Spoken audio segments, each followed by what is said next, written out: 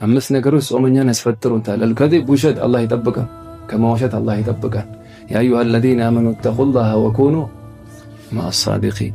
ወልጊባ ሐሜት፣ ወነሚማ ያው ነገር ማሳበቅ፣ ነገር ከዚህ ባልና ሚስት ለማጣላት፣ ወንድምና ወንድም፣ በተለይ ሴቶች እዚህ ጋር አላህን ፍሩ። ወንዱም ሴቶ አንዳንዴ በሰላም እየኖረች እያለ ከባለቤቷ ጋር በሰላም ቀናዓ አንዷ ዚያራ ትመጣና የሆነ ነገር ትላታለች፣ خلاص የተፋቱ አሉ። እንደዛ ወልዳ አላህ ማትፈራ ጓደኛ ከሷ አርቃል ባለቤቷን ወልዳ ቤት ዚያራ ረሐመከላህ ቤት ዚያራ መጥታ ምን ትላታለች? አሁን ወልደሽ ምንም አላረገልሽም ባለቤትሽ አለች።